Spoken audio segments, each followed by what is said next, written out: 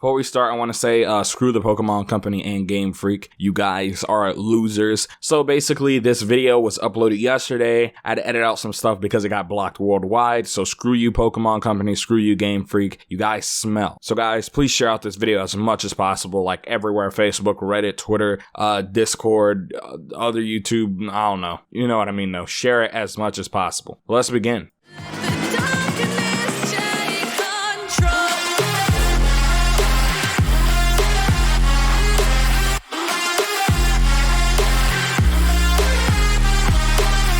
Is that all you got? What's good, everybody out there on YouTube? This is your man Shadicstick dropping some hot frogga on this mic. Today we're going to be talking about Pokemon Sword and Shield, more specifically around just the issues with the game.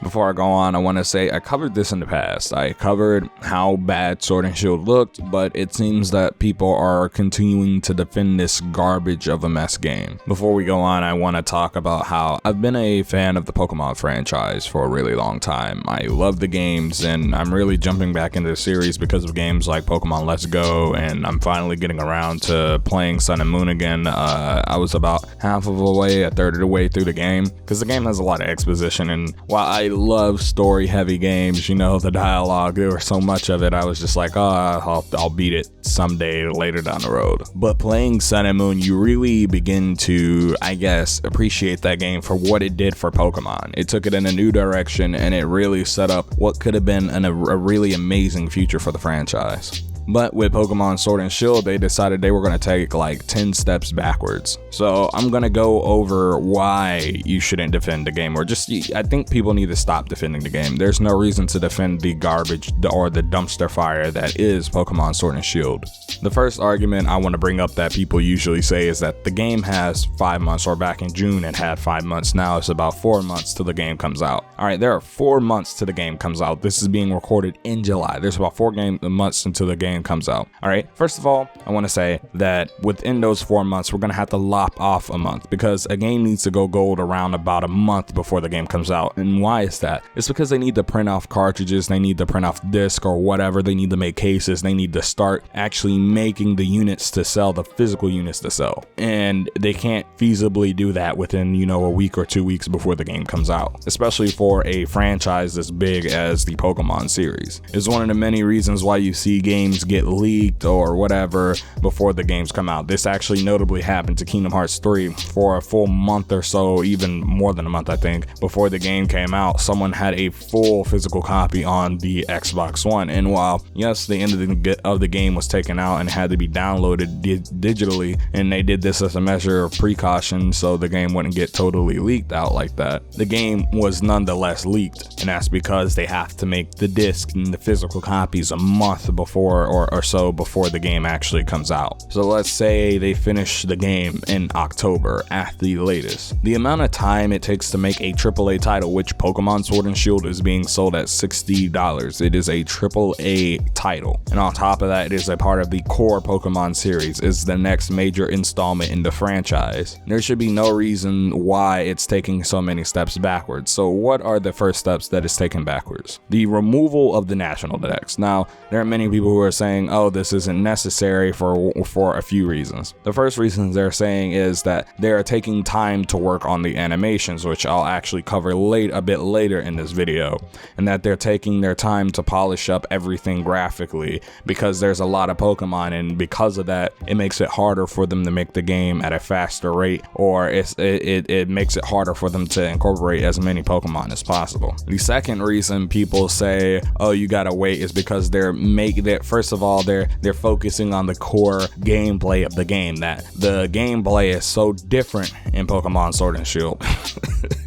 People believe that it's so different that they need to focus on that rather than focusing on making the game as polished as possible in every aspect. The third reason why people say you need to wait is because they think the game can vastly change over the course of 5 months, and they think because 5 months is relatively a large amount of time, but in the gaming space, especially when it comes to game development, that's not enough time for them to fix an entire game. I mean, when you think about it, games have it takes relatively the same amount of time to make a game as a movie in many cases. Not in all cases though. Some games can take upwards of 5, 6, 7, 8, 9, 10 years. But usually that 2 to 3 year cycle is what we see with many video games, especially AAA games. So the fact that they have about 3 months left is actually kind of sad because they don't have enough time to fix all the issues wrong with the game. So what are these issues? The first one is that the game is just visually extremely underwhelming. There's legitimately no reason why the game should look like it does. We know for a fact that they're using 3DS models in Pokemon Sword and Shield, and why I would let them get away with it with Pokemon Let's Go, Eevee, and Pikachu, because they were spin-off titles and because they weren't core titles, and because the audience they were trying to reach was different than the core Pokemon franchise. I was like, reusing assets is fine, in which in this case it could have been fine, but the game on every front does so little to actually make it feel like this game is fresh. We can tell the models are from the 3DS and they do nothing to spruce them up outside of raising the texture resolution. Many of the textures in the world are just bland and just a combination of greens and brown. There's very little foliage. The game just really looks like an upscale 3DS game. And you may say, wow dude, that's what it should be. It's not what it should be. While games like Pokemon Sun and Moon and Pokemon X and Y look good for the time and good for the hardware, that doesn't mean they're like fantastic looking games. I didn't want an upscaled port of a last generation game on hardware that's like 2 to 3 generations back. Many people, you know, such as myself, have compared the game to Pokemon Battle Revolution, and many people have said, oh, why use that game? That game isn't the greatest Pokemon game ever, and it focused primarily on battle. Henceforth, it had to have beautiful animations. First of all, it didn't. Previous games in the franchise, like Pokemon Coliseum and XD Gala Darkness, did not focus entirely on, while it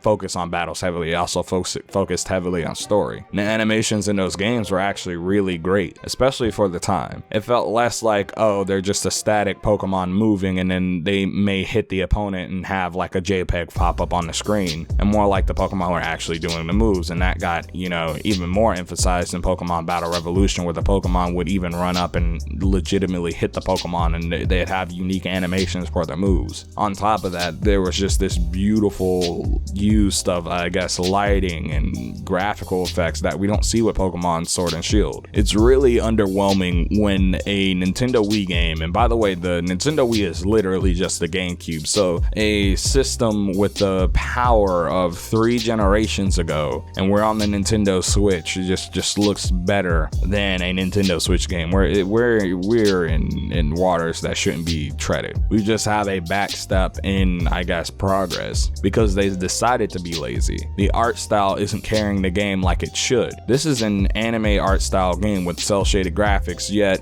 it looks inferior to games from last generation like Naruto Storm. Why does Naruto Storm look better than this game? Like the first game. And that's not to say anything bad about Naruto Storm. Those games look amazing, especially given the hardware. But Pokemon Sword and Shield should, you know, it should not look worse than those games. And it does, for all the wrong reasons. On top of that, the core combat has been heavily on top of the bad animations, because yes, the animations are bad. They are literally, half of the Pokemon just stand still and then they move forward and then we see a JPEG appear on the next Pokemon. That's ridiculous. And considering that the excuse was to make the animations more expressive and make the game look better, at least for them removing the National Dex and all these Pokemon, says something about, you know, the drive or the way Game Freak is working. We also know this isn't their main priority, which is sad considering this is their flagship series. Why is their flagship series not their main priority, especially with the next major entry into the series? That's like Square saying that Final Fantasy, the next major entry into the series, they're not going to work all that hard on because it's not their main focus at the time. It's ridiculous. You don't see Nintendo themselves skimping out on the next Breath of the Wild or Mario Odyssey or the original Breath of the Wild, do you? So why should Pokemon be an exception? It isn't. On top of this, they've stripped core gameplay mechanics that have been established by games like Pokemon X and Y, Oris, and Sun and Moon. Why did they remove Mega Evolution Evolution and replace it with Dynamaxing and Gigantamaxing. Dynamaxing just basically raises the Pokemon HP, and the same with Gigantamaxing. On top of that, they last a limited amount of turns, I think 3 turns or so, whereas Mega Evolution lasted the entirety of the battle, or at least as long as the Pokemon didn't get faded into oblivion. The concept of Mega Evolution was either improving existing Pokemon, making Pokemon that seemed useless in the past, especially in the competitive scene, more useful or useful to people in the competitive scene, or overall just adding a new concept or core concept that allowed a different for different varieties of gameplay. You had to think more on your toes because the meta changed, because a Pokemon could possibly Mega Evolve and change the entire fray of battle. You had to, and you could construct your teams around that Pokemon taking lead. Why is it that they're removing such a beloved gameplay feature? Nobody disliked Mega Evolutions. It was something that was unanimously liked by the community, so why remove it now? On top of that, they removed Z moves, which added a lot of flair and a different way to approach combat. Maybe instead of just trying to spam the same move a billion times, you actually think strategically because of things implemented in Sun and Moon, like the Totem Pokemon, like the ability of Pokemon in the wild to call upon help. These things pushed you in the direction of using Z moves because Z moves had to be used strategically. You only got it once per battle, and depending on how you use it, it could either be a waste or it could eviscerate the entire other team. It made gameplay more fun, and it made you, I guess, think harder about how you use your moves and how you strategized, especially when you base that around things like Mega Evolutions in the game. While yes, they're adding things like Gigantamaxing and like Dynamaxing, it'd have been better if those were additions rather than replacements for core mechanics already in the series. I think the things like raid battles are cool. I think that adding more region exclusive variants is cool and all, but when you're doing it at the expense of like features that have been staples for the Pokemon series that everybody loved and it had enhanced the gameplay rather than hinder it, you're taking a massive step back. There's not enough time to fix this game. There's no excuse for why it should be the way it is. And it's indefensible that I'm paying 50% more. Yes, 50% more, because if you remember, the other games were, $40. And in the case of the DS games, originally they were about $35 when they were released new. So think about it like this. You're paying $20 more, 50% more for an experience that is lesser than previous games in the series. And it's the first AAA,